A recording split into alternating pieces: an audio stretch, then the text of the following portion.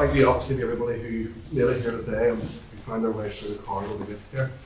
I'll ask everybody just from the offset to switch their phones off or put them on set. It's not easy for yourself.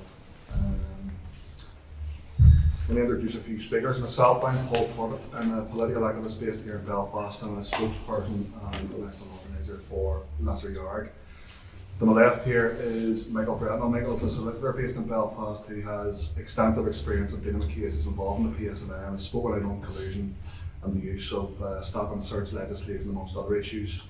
Another speaker we were due to have was Elizabeth Livingston to talk about plastic bullets. Her sister was killed in 1981, Julie Livingston, at a very young age by a plastic bullet fired from a British Army vehicle. Unfortunately, she couldn't make it. So Pádraic, who's a friend of the family, will be speaking instead. Pádraic is a political activist as well. He's a spokesperson as well for Lesser Yard, and he is a former political prisoner and a blanket man.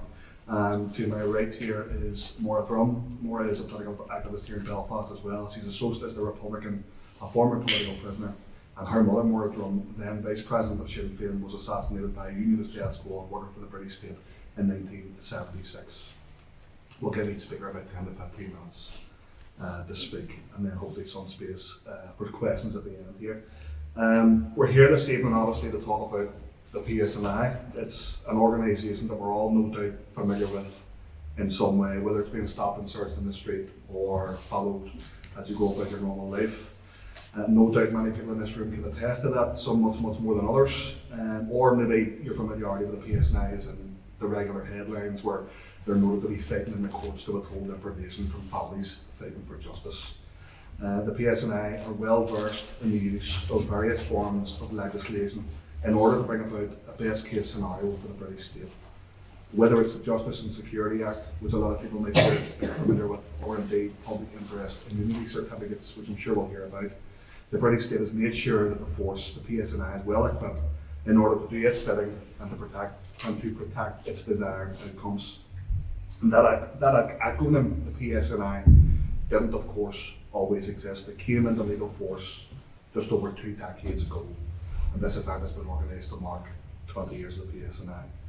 As the clock approached midnight on the 3rd of November 2001, they were called the RUC, and at 12 AM, just seconds later, they were to be called the PSNI. That means that any RUC personnel that were patrolling Republican districts in the dead of night as the clock struck midnight in their heavily armoured RUC jeeps with their RUC issued handguns and machine guns were now to refer to themselves as the PSNI. In time, they would all be wearing nice new uniforms with nice new logos, driving the same jeeps that they'd driven for decades, which were to be painted a different colour, and some of their heavily fortified military barracks got nice community safety murals on their blast-proof walls. This, we were all told, was a new dispensation, a new beginnings, and a new future to be shared by all. So now, 20 years later, we're presented with an opportunity to ask the question, just how much of a shared future has it been? And with that, I'd like to introduce our first speaker, Mr. Michael Brentnall. Thank you, Paul. Well, really, I can speak to some degree of my experience with policing and some of the cases our firm has engaged in. But if we look at the origins of the PSNI, it came out of what was the Good Friday Agreement. Policing was one of the main contentions in those negotiations, and it was one of the main contentions in the subsequent dispensation that arose out of it. It was born out of this era. Its official title, as many people don't know, is the PSNI incorporating the RUC. So in legal terms, the PSNI was technically not a new beginning of policing. It incorporated, or was incorporated into the RUC. New measures were brought in in order to, let's say, accentuate this new view on it. Positive discrimination was legislated for, which, as everyone would know, which was a means to fast-track recruitment of Catholics into the PSNI. However, that was removed a number of years later. So in and around at the same time, the Human Rights Act was implemented in legal terms, and this would have a profound effect on the way that post facto interactions with the PSNI would be dealt with. For example, in court, many legal challenges would be based in and around the Human Rights Act. The connotations, as some people tend to know now, when the courts have had a view on this, that they have limited that in regard to the legacy. And there was a recent decision of the UK Supreme Court which halted the time frame that legacy cases could be taken in respect of the Human Rights Act. It put an outer limit, as they would say, at the Finucane case, but generally speaking, they put a 10-year limit. So, for example, the Human Rights Act came in 10 years back, would have put any case within that remit. Anything outside of that could not rely on human rights legislation. So, really, that has had a limiting effect on it. But in respect of legislation which is used by the PSNI, some of the most profound legislation was a so-called anti-terrorism legislation. That ranges from, that was used by the RUC, Special Powers Act, and it sort of enveloped into the Prevention of Terrorism Act, and up until the present day Terrorism Act 2000. The most notable piece of legislation within the Terrorism Act that was used by the PSNI was Section 44. And a lot of people were stopped and searched under that. That was a piece of legislation which basically a senior police officer authorised in a certain area. No reasonable suspicion was required. So they could essentially stop anybody in a certain area with absolutely no suspicion whatsoever. Ironically, it was a case that emanated from London against the Met, which then went to the European Court of Human Rights and basically put the Section 44 to the wall. It was deemed to be in breach of human rights legislation and was subsequently repealed by the British government, and it wasn't used. But this was very, very extensive legislation that was used for a number of years, as Pádraic would be able to attest to, in areas where Section 44 was a blanket stop and search, what was being utilised. But off the back of that, there was many, many cases which people had taken against that, and at one, there was a certain period, I think around a couple of years, where it was given that they had acted unlawfully and that compensation was given for it. That was on the basis of the European case. The other part of Section, or of the Terrorism Act, is Section 43. We have a case currently running at the minute, which comes from, I think, around 2018, 2019, where a 15-year-old boy was stopped under Section 43 of the Terrorism Act. And in order for that to be utilised, there has to be a reasonable suspicion that the person is a terrorist. So, on that basis, the PSNI were to have held the belief that this 15-year-old was a terrorist. And when you look at that, this is a child, you know, and the legal definition of a child. So, this power has been utilised to search children. I think there was another case of another child who had been searched under the Terrorism Act. We certainly have another one in our office, so we know of two personally that children had to or have been subject to this legislation. So, now it's not for me to comment. I can comment in legal terms, but whether these actions are malicious in intent or a part of a wider political programme, it's not for me to speculate upon, but no doubt people will come to their conclusions in respect of it when it happens a number of times. There has been then challenges against the child again in the stop and search under the Justice and Security Act. That's another piece of legislation that's been heavily utilised by the PSNI in stop and searches, and these were used disproportionately in the nationalist community. There's no dispute over that. We've seen the recent statistics that have come out in regard to the disproportionate arrest and charging of individuals given what their community background is.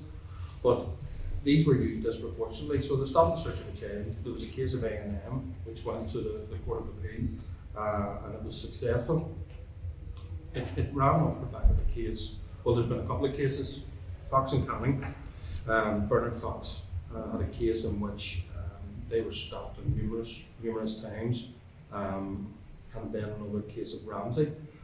It's the most heavily litigated legislation in recent times, and the courts and the judges have stated that, but the PSNI have come out on numerous occasions on the wrong end of it, and really the courts have, to a limited degree, come down on the PSNI in regard to it. So, in the likes of Bernard Fox's case, basically, as people will know, he served many years in prison. He was stopped in his car in South Armagh, and it was searched. The PSNI argued the power was not intended to be used randomly, but rather on the basis of threat. But there was no threat, there clearly was no threat. What they had to prove was that there was an authorisation in place in that particular area of a certain threat, and this is how they get around it. But these court cases definitely limited the power of the PSNI in their interactions with, certainly in this case, Republicans, in their use of the stop and search, and it has limited. So there has been some significant successes against this legislation, and it's been used against the PSNI. Another aspect of the PSNI's interaction with people, and many people here will be aware of it, is parades. There has been many instances from the PSNI, but one that particularly stands out is the case of DB. This was a case that went the whole way to the Supreme Court, and that arose out of the flag protest. And DB was somebody from the Short Strand who stated that the police had acted unlawfully in not stopping the flag protesters gathering at the City Hall, marching to East Belfast or back again, and causing absolute mayhem on the way to and fro past the Short Strand. So the decision originally in the High Court of Seamus Tracy was that the police had operated on the basis of operational inertia, which was a phrase which essentially he said he did nothing. He just stood back and did nothing. Now, people will look at that for what they will. People will say, what was the motivation? Why did they do that? I don't know. I can't comment on that. But the issue is that the senior High Court judges said, in this instance, it was not good enough to do nothing. So this went the whole way to the Supreme Court, and the Supreme Court agreed. So this was quite a blow for the PSNI in respect of their policy of operational inertia. Just in relation to some other cases, and I know Máire's going to touch on that, but there are cases which are quite topical at the minute. We have cases from South Belfast which have our office acts for, of Jared Davison and Sam Caskey. You'll all be aware recently of the police ombudsman's report in regard to the Sean Graham bookmakers.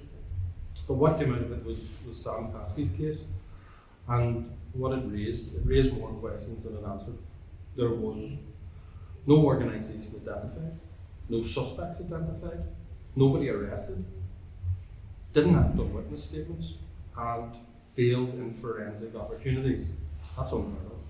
And given the fact at that time, it was 1992, I believe, and at that time, the levels of infiltration in Royalist paramilitaries, for somebody to say that they did not get any information whatsoever to even identify a suspect, they had descriptions of the commune, and nothing was done about this.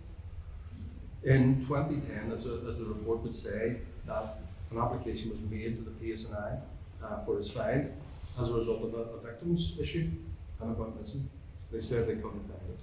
Now, quite a few people in this room remember files going missing and what the consequences of that were. But in this case, it was give the appearance of a whitewash, that there was no information in regard to this case, and only he had asked for a victim's issue, he would have no different. So it has risen to the fore because the PSNI obviously are involved in this, and they're the gatekeepers of legacy. But the case of Jared Davison is one that is more recent. And basically what the PSNI have admitted in this case is that they firstly gave him a threat message 4 weeks before his murder and informed him, called him to Musgrave Street and told him that there was a threat against his life. They became aware 2 weeks before his murder that there was a gun in the market area and that they had been informed that they should take this seriously. And 2 weeks later, he was murdered. What has come to light from the police ombudsman is that one of the police officers involved said they pressed the wrong button that led to this information not being relayed to Mr. Dees or acted upon in the search. So we are expected to believe that just because a police officer hits the wrong button on a computer keyboard, that a man's life is gone like that. So serious questions have to be asked in regard to Gerard Davison's murder. We are holding an inquest on behalf of the family, and they will be probed in regard to that. It is suspected there have been agents involved in that as well, but that will also lead on to Máire has a very topical issue there in regard to that.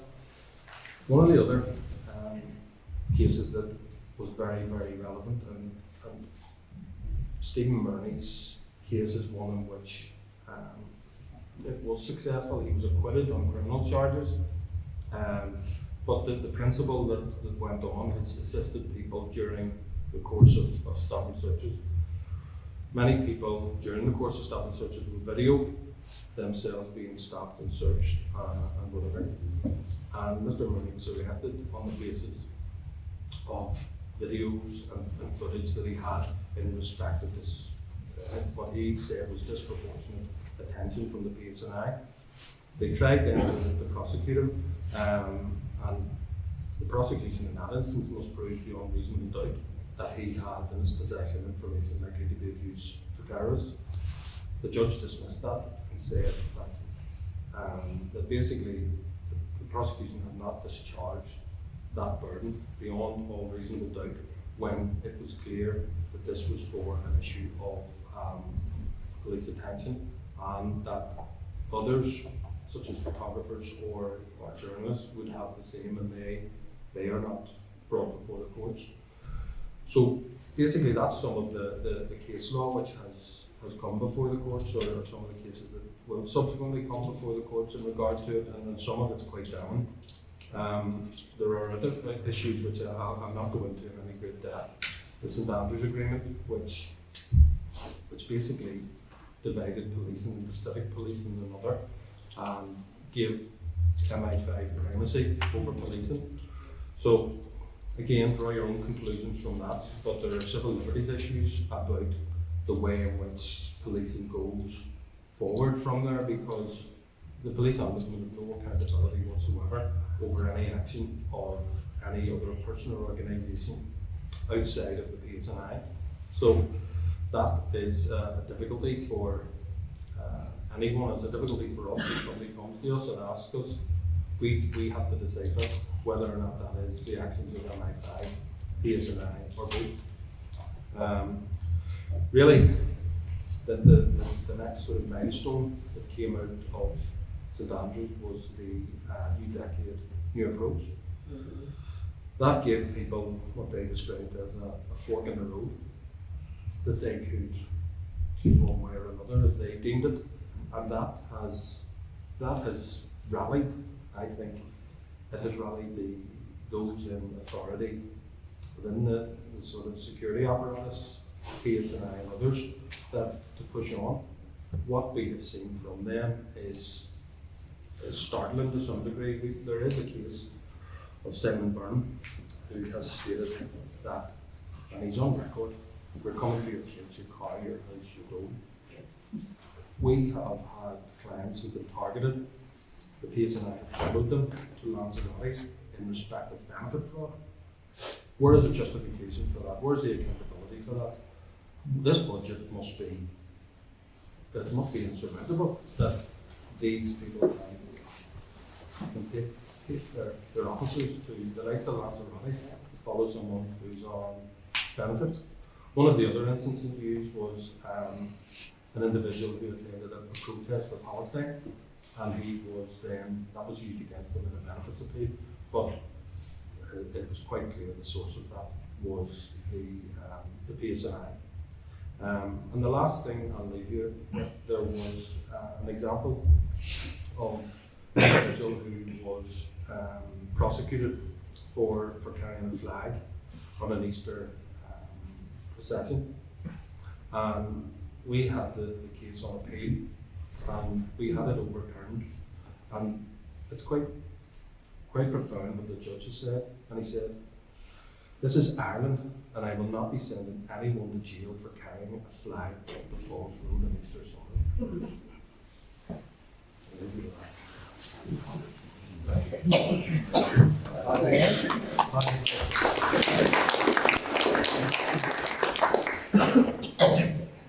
Mr. Judge. The recorder at the time. That's good. Pádraic going to focus on the project. So we have it. As Paul said in the introduction, Elizabeth Livingstone's will speak on behalf of family and in relation to plastic bullets, and she asked me would I speak on her behalf and behalf of the family. I'm obviously honoured to do so. Just very briefly about there's some of you, it's a little around here, some of your members were killed by plastic bullets. You're more aware of it than I would ever know. But just briefly about Julie Livingstone herself. I knew the Livingstone family for years. I knew Julie, she's a young girl. She was 14 when she was shot dead, murdered by a very soldier. And what the case was, Julie and her friend, Máire, lived in Top Estate, Top of Lenape, and they were walking down, this is May the 12th, 1981, during a hunger strike. And at that time, just looking around, most of you probably weren't even about during the hunger strike. And it was a time I remember very well. And there was a lot of rioting taking place near enough on a daily basis throughout the 6 counties. And Lenape there was a lot of rioting taking place. But this particular day, this particular time, it was relatively quiet. And I was in the car, myself and a comrade of mine, we were down in Andytown, and I was driving the car, and the fellow I was with, still alive, and he went in the shop to get food for us. We were staying up at a more spot, acquaintance, and some fella, Laura Mark, over me, he said that Julie Livingstone was hit with a plastic bullet at the bottom of Lenape Avenue. And I said, "How long was this?" He said, "It's just half an hour, 20 minutes ago." And we had already been in Lenape, and it said the place was very quiet. And he just presumed that Julie was hit in the leg or arm. The man didn't know what badly she had been hit. So when we back up the house, and most of the people in the room would have known the Livingstone family, because some of us were on the blanket protest with Martin and Pat, who were still on the blanket protest, and this is a stage during the hunger strike. And so in those days, news isn't like now. You go on your phone, you can find out any place, anywhere in the world what is happening right now. We all know what's happening in Ukraine and Russia and all that sort of thing. But in those days, it would have been like a news flash. Whenever, especially when somebody was killed, there'd be a British soldier, a cop, volunteer, and obviously civilians. So we weren't particularly concerned about this. Obviously, a woman, young girl, a lot of people were hit with plastic bullets. Even myself, sometimes would have been like trying to help with rats and all, with the leg or the arm or something. But later on that night, we heard that Julie was more serious than what we thought. And the family, Bernadette, the mother, and Archie, the dad, the father, they were obviously very concerned. They went down to the hospital. Elizabeth and the other sisters, and the big family, there was 13 kids. Say Pat and Martin were on the blanket protest. So during the night, she came around a bit. This is the irony of all this thing. and they were led to believe that she may survive, even though she'd been hit in the head. And the place where she was actually shot was, if any of you know where Greenway's shop is, Gibson's Butchers is now at the bottom of Nationalist Avenue. At that particular time, there would have been hedges which would be fairly high and bushy. It was not continuous hedge, it's now railings where Julie's monument is. So the Brits were driving by a jeep, an armoured jeep, and it was only Julie and her sister and a couple of other kids were out messing about, and the fire, and Julie fell, but she was able to get up and then ran towards Benway, which is a street that runs off Nationalist Avenue. And so people there, I was talking to a couple of lads who happened to see her and looked over and tried to comfort her as much as they could do, but they didn't think she was that as badly hurt as later became. So Julie then, sadly, Julie died of her injuries, and this is, I'm have to watch my language here. You can imagine we've all read about the blanket protest and the horror which it was, and the scumbag screws, and that's what they were, just scum of the earth. And this particular governor went down to Pat Livingstone's cell. He was in a different wing from Martin. He went down and says, have you got a sister that screws up the door? And he says, have you got a sister called Julia? And he says, no, I have a sister called Julie. We used to have slammed the door. So I'd called to the house the next morning.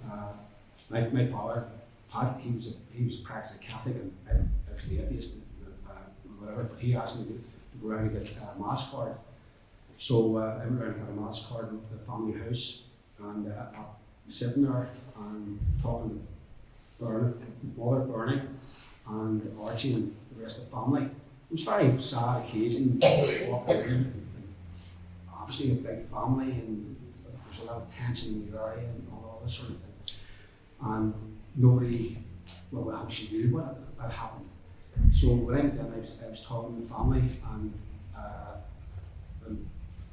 for me, Francis Hughes, he had died of hunger strike the day before, so there was a lot of tension. Brits were firing, cops were firing plastic bullets like confetti, and during the hunger strike, it was supposed to be born in May. They claimed from the 1st of March until the 3rd of October, the period of the hunger strike, that 50,000 of these lethal weapons were fired during the period of hunger strike. We believe that's a conservative estimate, and some of you are old enough to remember plastic bullets being fired. And there was hundreds of them were being fired. During that, even in non-red situations, because Nora McCabe being killed, and I knew Joe McGuire, well, I went down to the Rebranding, and Nora, with just the rest of the state here, but Nora McCabe, she was shot dead coming out Falls Road, but near the bottom of Clanner Street, and Peter, who was in charge of that patrol, was called Crutchley. And that scumbag, that's who these people are. You know, I'm not even going to miss words about these people. He got a decoration, he got promoted and all, and he himself was involved in the capture of, I remember well, one Bobby Story and Dummy for Brenny Shannon, and only for another cop, they probably would have killed the three of them. Not what you respect of Dermy and Brendy, but Bobby Story was a very well-known, big, tall lad, a well-known area volunteer. So the plastic bullets that were being fired were fired without indiscriminately. There were 17 people were killed with plastic bullets, and in our time was until 1984. Word came in on the news that a man had been shot dead at a rally in Andytown, near the Busy Bay in Andytown, and later on that day the word came in that it was Brenda's husband, John Down. She was first cousin of mine, you know. And there was no way I was going to get, because of the charge I was on, that he even tried to apply for bail. I was never going to get bail to try and get out for his funeral. So when we talk about plastic bullets and legacy of them, I remember plastic, I can't remember the exact date that it started coming in, But when the British government, through the British Army, they were trying to bring in different rat control devices, as they call them. You know, in one case, throwing nets to try and catch ratters. And the plastic bullets, the origin of them was wooden bullets, the same size in Hong Kong, British colony. And they started, whenever it's ratting, these wooden plastic bullets. And then they're saying that if you were shot close to it, probably would kill you. Same with a plane. We started using rubber bullets. They were less lethal, but people were killed with rubber bullets. And the way in which these were supposed to be used were to fire into the ground, and then if they hit you in the upper body, the worst it was going to do was give you a bad bruise and maybe. But we know, look at many people we know, we're afraid about it, we know about it, we're blinded. The most famous of them is Emma Groves, and there's a lot of people who are blinded. Maybe the one, in fact, Billy Livingstone, his sister, brother of Julie, he was blinded one eye. He was about a plastic bullet as well. So rubber bullets, plastic bullets, and now today, the Smith has been saying about the PSNI, and it really annoys me for people to think there's going to change in these people. And it doesn't matter if they have 99% Catholic, because we know, see, some of the worst people that ever walk these streets are Catholic cops. Some of the worst people from the RIC, who people want to put their names on memorials, the likes of Glasnevin. A lot of them were Catholics, and so what if they spoke Irish as their first language or native speakers? They were cops. And the role of a cop is to spy on people. People like us who are political activists, trade unionists, and whatever. And the fact that and we see it every single day, the weapons they carry is a Glock, a lethal pistol, carry what do you call it?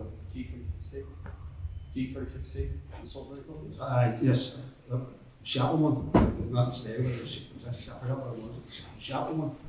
And so the weapons they have today, they're heavily armed, as Paul and Mick has been saying. When we see them driving about in their jeeps, we see them driving about in their armoured cars, then they're going to schools, going to the youth clubs, and they're being feted as if these are nice, friendly people. They come in, and this is what's so stinking about it too.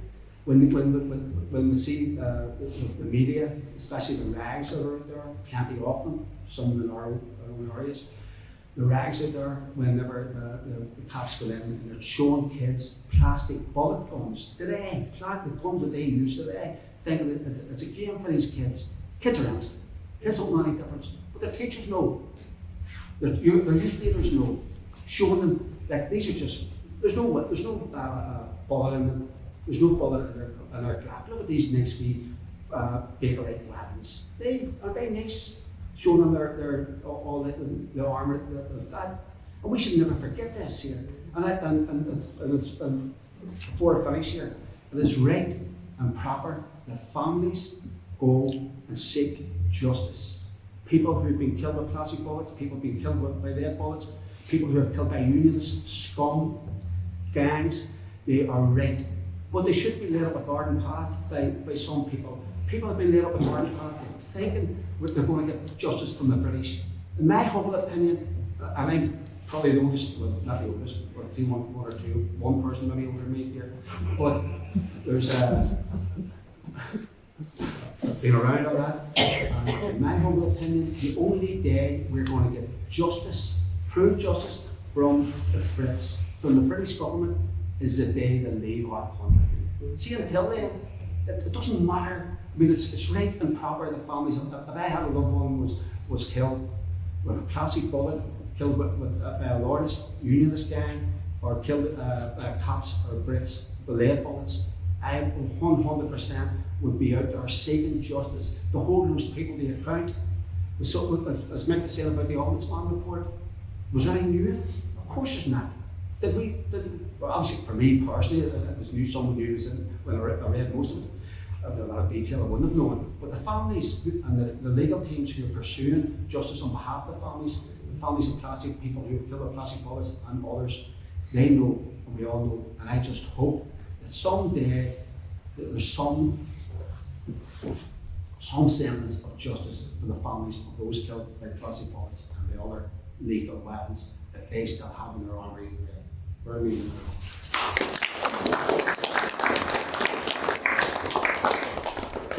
Probably got passes on folks there, third speaker. I wanted to take us at an angle. When I start talking, you might say, she's supposed to be talking about the PSNI, why she come back to there. But I want to show the pattern of collusion that the people in this part of Ireland have suffered. The cell leopard never changes its spots. And from the formation of the base specials in October 1920 until now, each police force, each section is given a new name. There's been names and names, and right down to the PSNI. We're for Nationalist and Republican people, and as part of this island, further afield, we've still suffered with collusion from every one of them. Different names, same was the same name, they've all the same. The base specials were formed in October 1920. The proper title was the Ulster Special Constabulary. They weren't a standalone organisation. They were under the direct control of the RIC, which was the name of the police force. Then, a large number of their members were an extension of the UVF, so it shows you the collusion already coming in. But there's a case I was just going to mention about that through the time, and it's been forgotten, and it was sort of resurrected this week. And it happened in Weaver Street, off York Road, wee nationalist enclave off York Road, on the 13th of February 1922. And there was children playing in the street, wee girls playing skipping. And two boys came and threw a bomb deliberately down the street. 4 wee girls were killed, all under the age of 15, and 2 women as well. And at the inquest, one of the witnesses, one of them in the street, said that the 2 men that threw the bomb had been standing laughing with 3 police constables, 3 constables, just before the bomb went off.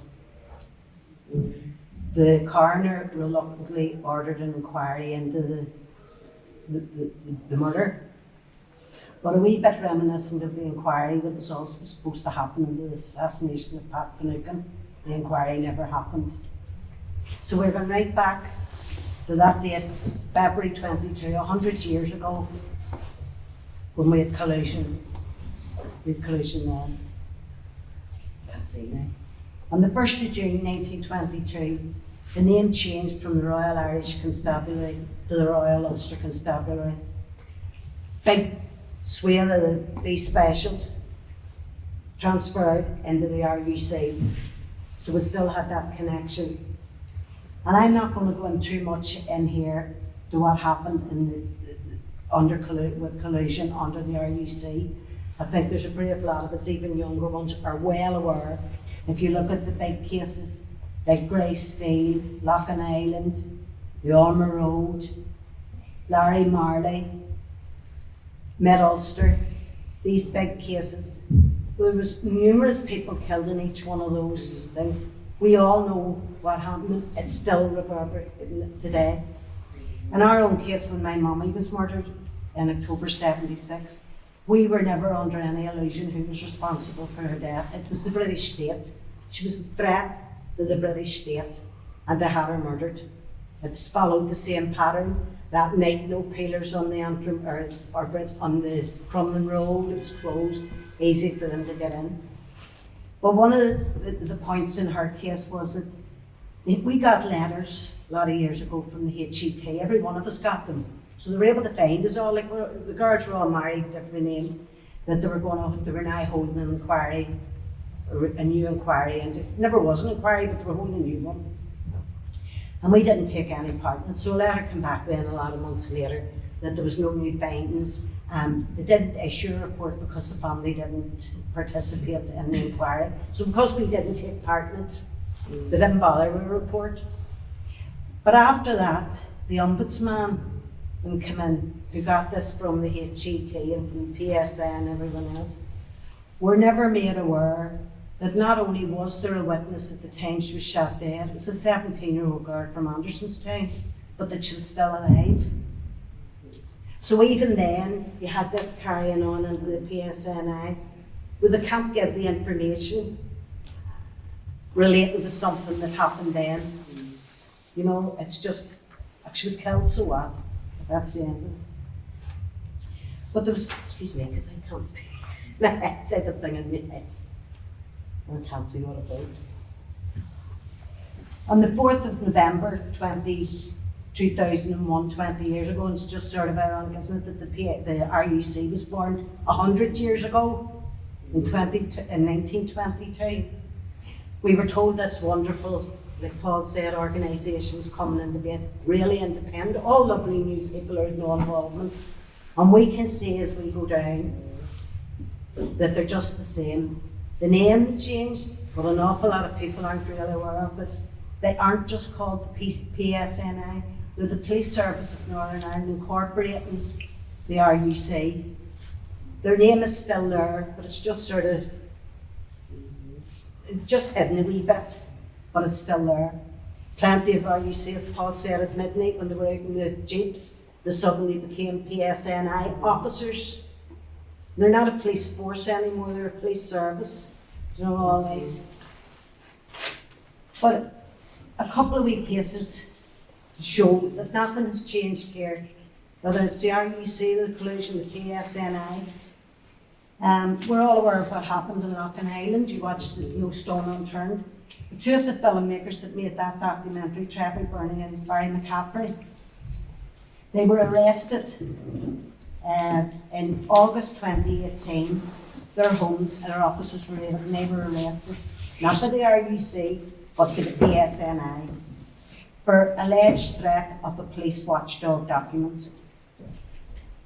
They took a judicial review, 2019, about the legality of their arrests and raids, and in July 2020, about the retention of data concerning them, the case was quashed. Anyway, they got damages, they got agreed, they were told they would get their data information back. In February 2021, took to them, the PSNI handed those tapes back to their two different solicitors. And when they played, this was for their interviews, and they were in, I think it was Musgrave, I think. And when they went to play the tapes, the only thing that was on the tape was the introduction, the Peters giving their names. Everything else was blank. But they went back and they got the tapes. But I'm just trying to point, can anybody see a difference in what happened in the 80s, 70s, 80s, right up and going on? There was, when Máire Anderson did the report on the Armour Road, I found it very interesting that she was calling it collusive behaviour. Why was it not collusion? And I, maybe in being nosy, I looked it up, because in 2020, retired RUC officers took a case against the Ombudsman, Michael Maguire, then for calling collusion. And so she called it that, so that there wouldn't be a case brought against her. And I think what people need to remember, an awful lot of these RUC, there's an awful lot of them back working as, what do you call them? Desk staff. Yeah, desk staff, no, clerical staff, but they're there, and they're getting the documents. And we have the big councils. They got that, and then they're re-employed. Civilian workers, that's what they're in as, civilian workers. Another one was in September 2019 in Mid-Ulster. The cases around Craigavon and that, they had to go to court to get documents to be shared in relation to discovery. Again, not the RUC, the PSNI. But one case that I wanted to bring up that I find really brings the PSNI into it, it's the case of Noah Donoghue. Noah Donoghue, 14 years of age, went out on his bike and never come home, was found in a storm drain. The Peter that was in charge of that case, Muir Clark, who by coincidence had a son who was connected to a UDA robbery. Before the child's body was even found, they stated there was no foul play. Before he was even found, they stopped searches early, not at night, because they wouldn't pay overtime for them to look for the child. This child was found in a non-loyalist area, like a child from the other end of town, you know, no CCTV was looked at, and the mothers only seems to be, the woman perhaps now asking these questions, why? How did this happen? 3 files for the inquest, now not the case, for the inquest. The Crown have applied for PII, public immunity. I never got what was it, public interest immunity. These certificates are normally used in cases of national security or retaliation. Why did the PSNI need to use that for the disappearance and death? As they say, no foul play. We don't know who was involved in that child's death. Maybe there wasn't. But all the questions are being asked by people and raised with people. And it just tells me that when we're talking about from 1920 and probably before it, and in 2022, we're still talking about the same cases, the same effects, this different name, always the same. See, like Pádraic said, from the formation of this state, it was rotten from the day it was started. It's rotten now, and it will always be rotten. Republicans, nationalists, this could happen at any time in the future to any people. And I think we, people who are interested, talk about these things, we should never let it be forgotten and let people know what's happening. The other ones in this day and age.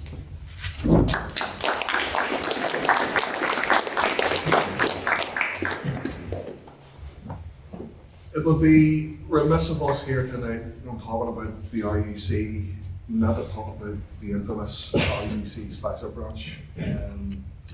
Well known for its part in British state collusion and its links to unionist death squads, the Spicer branch was heavily involved in British state activities during the most recent period of heightened conflict, as we all know. Britain's policy of criminalisation and normalisation ensured that Spicer branch carried the lion's share of the load when it came to bringing about the state's desired outcomes from knowledge and intelligence and informers. Headlines in recent weeks, carried in the Belfast newsletter, reported how a former RUC Spicer branch officer has defended the practice of the police giving weapons to unionist death squads such as the UDA. These comments were made in the wake of a report published beforehand noting how such weapons were used in the Sean Graham Boogies massacre on the Armour Road.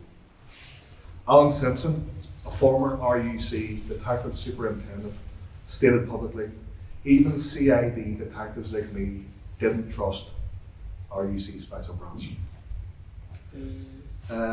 Deputy Chief Constable of Greater Manchester Police John Stalker, who was appointed in 1984 to investigate claims of an RUC shoot-to-kill policy, he stated that he had never experienced such an influence over an entire police force by one small section. That small section was, of course, RUC Spicer branch.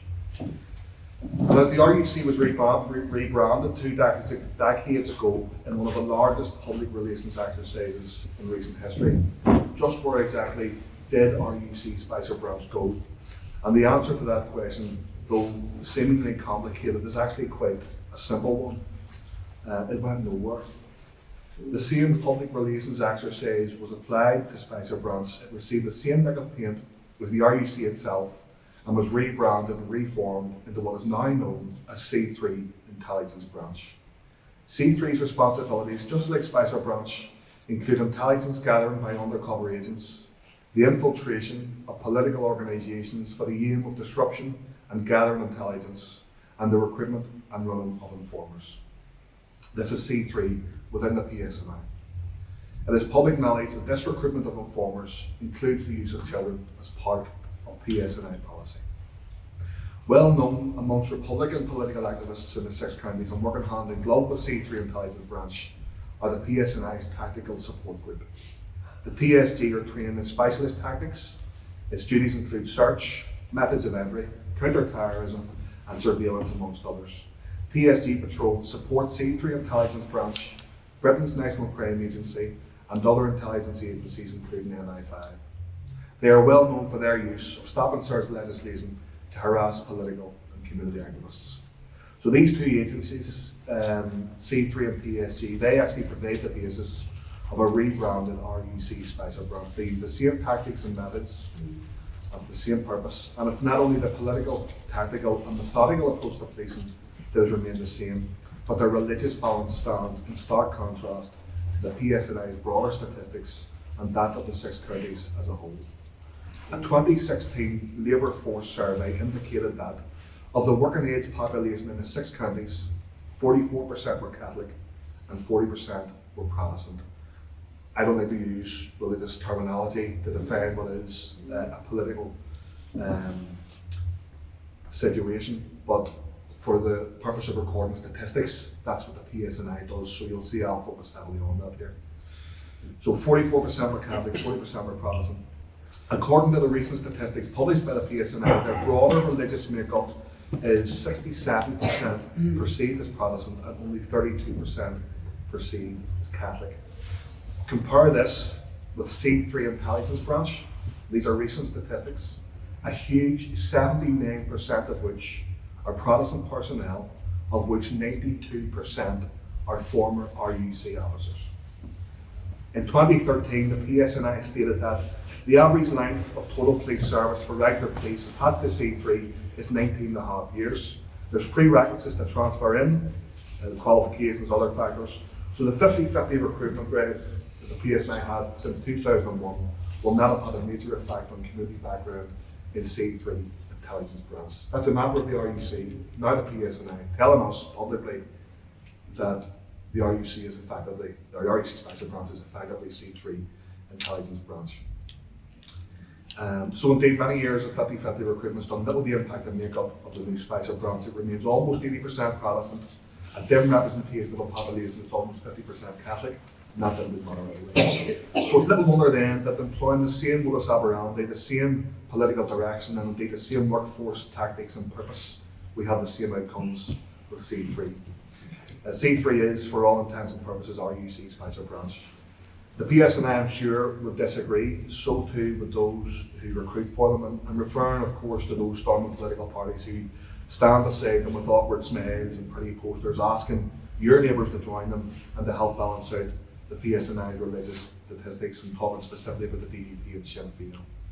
And I think with that in mind, we should let the PSNI's own publicly available statistics speak for themselves, damning as they are. From 2016 to 2020, the PSNI arrested 57,000 Catholics and they arrested only 31,000 Protestants. Of those subsequently charged, 27,000 were Catholic and about half of that, 15,000, were from the Protestant community. This clearly shows two very obvious biases within the PSNI. If you're perceived to be from the Catholic community, then you're twice as likely to be arrested, and then you're more likely to be charged. In the past 10 years, and these are publicly available figures, the PSNI have forcibly searched 374,000 people. That's the equivalent of 1/5 of the population of the 6 counties. A 74% increase of those started searches since 2005. 12% of them were children, despite kids only being 7% of the population. 4% of them were from the Black, Asian and minority ethnic communities, despite being less than 2% of the population. And only 6% of those searched were arrested, indicating an overuse of powers. The PSNI, and this is a critical point I want to make, they don't record the religious background of those that they stop and search for very obvious reasons. Because those figures would show that those powers are used arbitrarily and deliberately against one community. They do, however, record the use of those powers when used against children. Last year, they forcibly stopped and searched 2,767 kids across the 6 counties, a mere 3.25% of which resulted in an arrest. You can take from that what you want. 80% of those on which a spit hood has been used had a disability. So if you're disabled, you're more likely to have a spit hood placed on your head. And spit hoods are used twice as much on Catholics than on Protestants. Ethnic minorities are also more likely to be fined under COVID regulations. In short, the PSNI will discriminate against you if you're a Catholic, a child, if you're disabled, Black, Asian, or from a minority ethnic background. That's a fact based on the PSNI's own statistics. All of these statistics, alongside the personal accounts of those gathered here, and the collective experience of the whole community tell a story, and that story is the same as it's always been, as has been attested by the people on this panel. That the PSNI and all elements within it are the jackboot of the British state to the front line of the occupation of the 6 counties and the continuation and the continuity of all that came before it in the RIC and the RUC. So, thank you very much.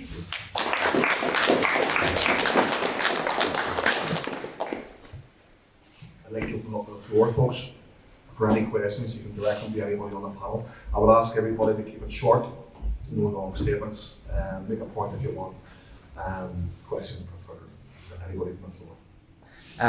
So the age-old policy of Ulsterisation, criminalisation and normalisation is still in use, supported by Sinn Féin to allow people in our community centres or youth clubs or get friendly photo opportunities with the PSNI. How do we combat normalisation of these people? Anybody else want to my opinion on that would be continued campaigning. Talks like this, ourselves in Lesser Yard over the past number of weeks and indeed the past number of years, small as we are, have been running small local campaigns in Republican areas, posters, putting out the statistics that we're quoted here tonight. We're actually putting in a number of boards at the moment across West Belfast and hopefully on Derry soon as well, countering what is effectively state propaganda. Pádraic touched on the efforts that the PSNI are going to, supported by local political parties, and ensuring that the next generation coming through here are saturated with the friendly faces of the PSNI. Friendly faces holding deadly weapons, as has been stated. What they don't see is those that lurk in the shadows, those that are trying to recruit those kids as informers and whatever else. So continued campaigning from people like us, from people in this room, and from people outside this room is the only thing that's going to counter it. People just need to get organised.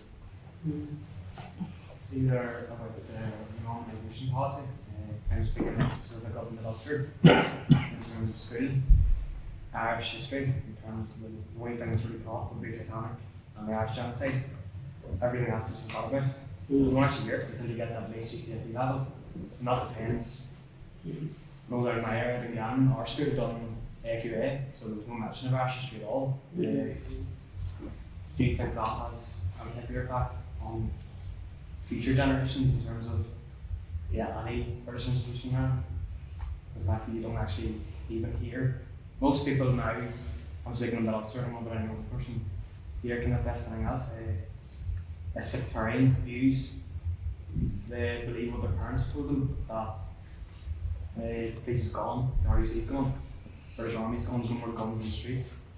And effectively now with the political camp middle class, counteract everything that came before that. How do you counteract that? It's funny you say that. Today my daughter came home from school with a booklet, and it was called Our Wee Place, and it stood out to me. And I looked at the book with jaundice eye, as anybody in this room might, and looked at the back of it, and the book was released to commiserate the centenary of the Northern Ireland State. It was a book about, it's actually about Irish geography and structure and whatever else, and it had Harland and Wood featured in it. It was a kid's storybook. But all that history and story and whatever else stopped at the border. And I just couldn't comprehend how, what is a Catholic school. You know, it shows like the point that you're making in terms of how saturated the education system is. What's essentially taught as English history, British history, and the jaundiced views and whatever else, the different angles on things, absent of the narrative that we all know in our communities, that a lot of us might not actually gain until we have practical experience in society and go to events like this and whatever else. So it's a difficult one. I remember reading a while back a piece from Seamus Costello, as a member of the RSP that had been developing policy many years ago, and they talked about the education system in Ireland, North and South, and as critical as they could be about the input of the Catholic Church and whatever else into the education system as well. I understand that they actually did support that, because it almost to a degree dragged away a lot of our communities from a greater state narrative. One thing I would suggest people do, and it's something I regret not having done, is giving their children practical experience in the language and sending them to Irish language schools, because a lot more can be gained from understanding Irish words, the history of them, where the word comes from, how it evolved and how it's still in use today, how it grew in places like West Belfast with the growth of the Gaeltacht here, etc. There's more practical experience to be gained from that type of knowledge than there is from going to a state school or the Catholic school. So that would be my suggestion. Sorry, just on that point as well, sorry to speak from the floor, Pádraic Pierce produced a pamphlet called The Murder Machine, which is exactly what you were talking about. It's widely available online, it's only 15 pages, and it's about the English education system in Ireland being used for exactly that same purpose. Any other questions, folks? Maybe I'll ask this or something. 2 years as a solicitor in this past court routes, who do they answer to? Do you have to answer them, Máire? In respect of what? To Well, my honest opinion, there's a noise of in them courts. Right? As it was told by your RUC, or your order, as it told by somebody else, and who they answer to in the courtrooms. I've just got to make the judge and say, if you go to the court and says, my client should have brought this judge, who do you answer to? Who do you answer to?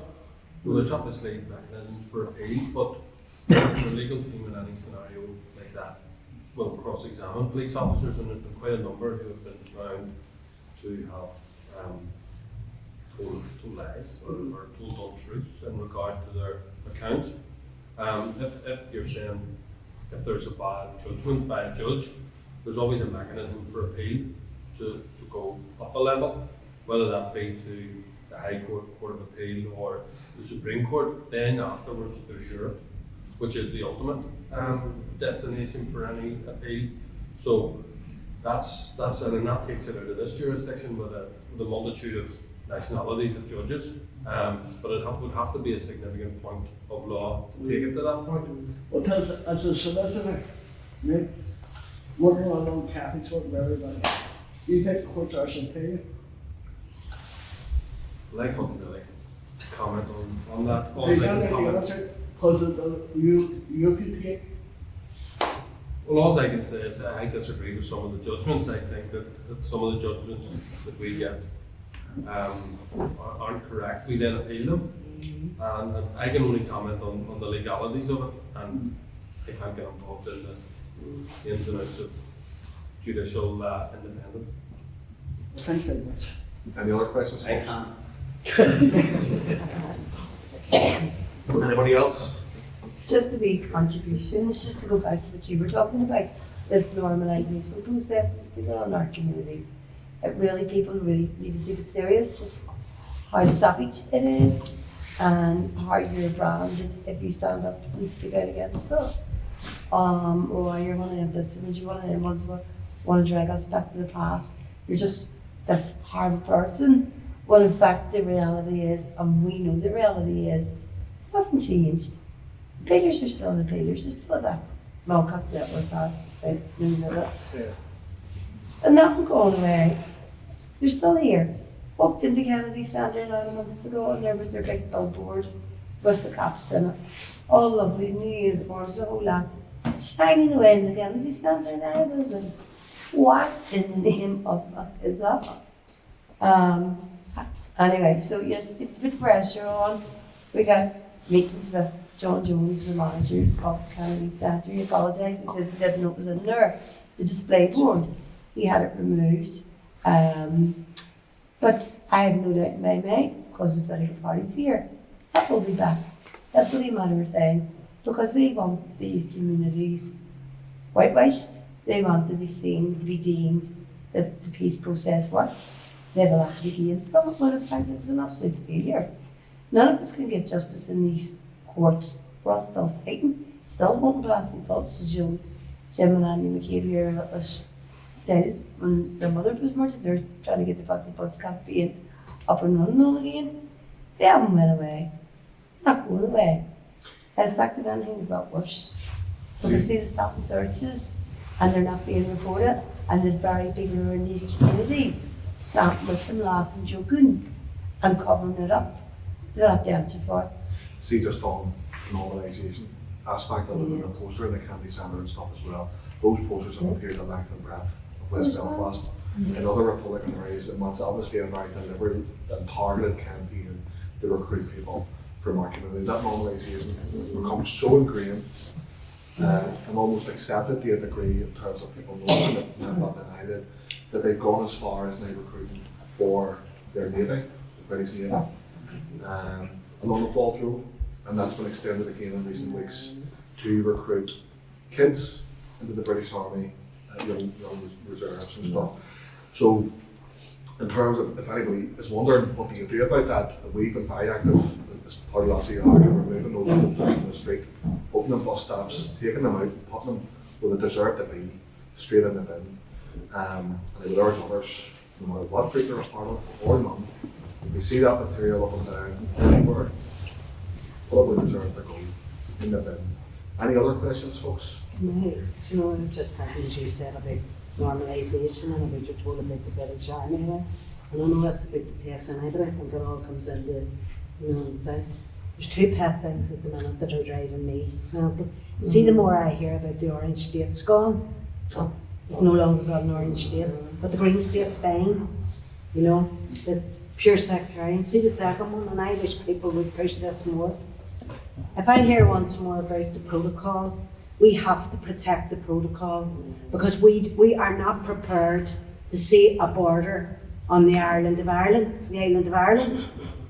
And every time I hear it being said, I think to myself, yo-ho, what's that? You know, when you go, we're the north, there's the Free State and we're the north, but it's making, whatever you do, don't draw attention to that border anymore because everything's fine if you just sail across it and don't let on. And the same with the Orange State, and it's the whole bigotry. See, as Republicans, we weren't brought up in that sectarian thing of Protestants and Catholics and green and orange, and that's all we hear now.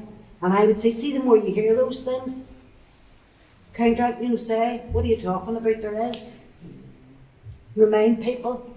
That's someone else. If you are listening, everybody's going to listen to you. You know them stop and searches. By able to know, you're having to know. It's following your hand as well. Most of it passed off just as easy listening to that. Who cares? Yeah, it shows the use of buzzwords by the state. They're able to put people in a certain box, and then they're able to manage the perception of said box through the media and through different political parties and so on. And it's worked pretty effectively to a degree. Anybody else, folks? Any other points or questions? Thank you very much, everybody.